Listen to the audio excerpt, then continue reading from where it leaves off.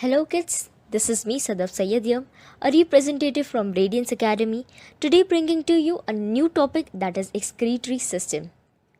So kids, as we have already seen, what is excretion, what are the different waste products excreted by the body, and what are the body parts that excrete out the unwanted waste matter. Proceeding next, we will be looking at the urinary system. So let's zoom in kids. In humans, the excretory system consists of a pair of kidneys that filter out the blood for nitrogenous waste and forms urine. A pair of ureter, which is a tube that collects the urine from the kidney and store it in the bladder. Whereas the bladder, it stores the urine and flush it out at regular intervals. And in the last we have is the urethra that enables urine to be passed out completely. Kidney is a bean-shaped red color organ that is attached on the dorsal body wall on either side of the vertebral column in the abdominal cavity. Each kidney measures about 10 to 13 cm in length, 5 to 7 to 7.5 in width, and 2 to 3 cm in thickness.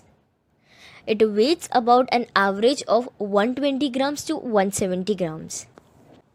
The outer margin is convex, whereas the inner margin of kidney is concave. The notch on the inner margin of the kidney is called as hilus. Kids, next we have is the renal artery.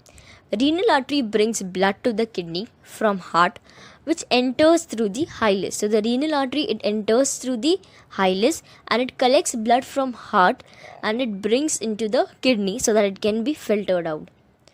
In return, the filtered blood is sent by the renal vein back to the heart. As discussed before, kidney consists of a thin-walled tube called ureter. The anterior end of ureter is wide and it is called as renal pelvis.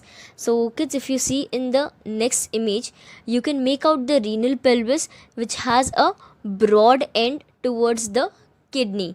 So this is known as renal pelvis. Pelvis, when you move further, you will see it converts into a narrow tube-like form, which is nothing but the ureter. So urine passes through ureter into the urinary bladder, where it is stored and it is passed out at regular intervals. The outer region of kidney is called as the cortex. Yes, kids, and the inner region is called as the medulla.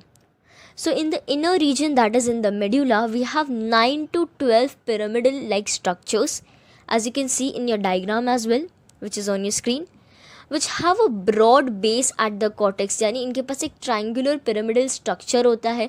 किधर होता है? Medulla में होता है. यानी kidney के medullary region के अंदर 9 to 12 pyramidal structures होते हैं, जिनका जो broad base end होता है, it face towards the cortex and the narrow apex is facing towards the pelvis. Since these pyramidal structures, they form like the sepals of a flower, यानी जैसे हमें sepals दिखते हैं flower के, they tend to have the same kind of morphology. That is why they are named as calyces. Then as you see, there is a cortex in between the medullary pyramids, which forms the renal column that is known as the renal columns of Botany. Each kidney contains about several thousands of basic structural and functional unit, which is known as the nephron.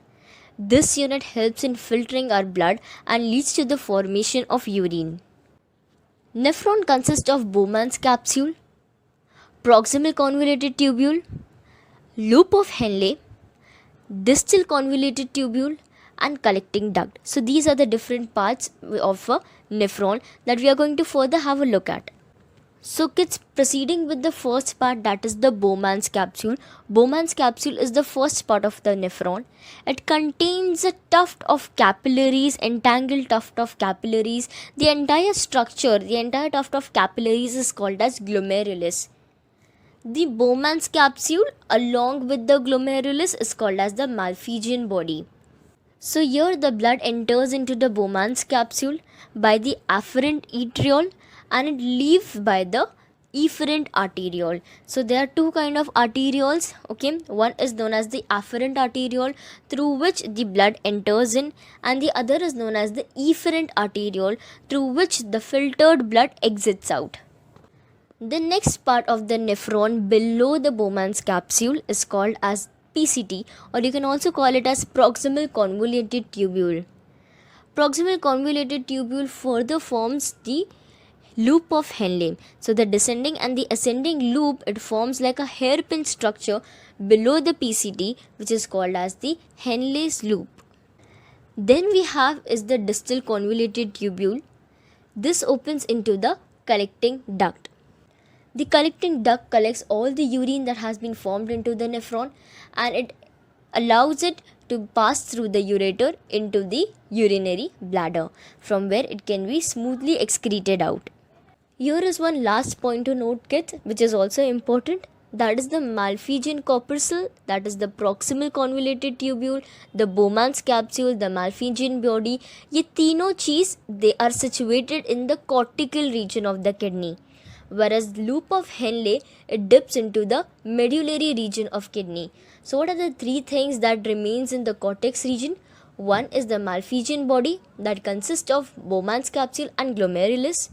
Another is proximal convoluted tubule, and the third one is distal convoluted tubule. So these three things, they remain in the cortical region of the kidney, whereas loop of Henle, it dips into the medullary region. So kids, thank you so much for joining me today. We will be back with the part 2 of this chapter, where we can be discussing in detail about how urine is formed, what are the different physical and the chemical properties of urine, and what are the different kind of kidney disorders. So thank you so much for joining me in today's session. For more such videos, enroll now into Radiance Academy. Also, if you like this video, don't forget to like and subscribe as well. Thank you so much. See you again. Till then, stay safe, stay home, and always keep learning.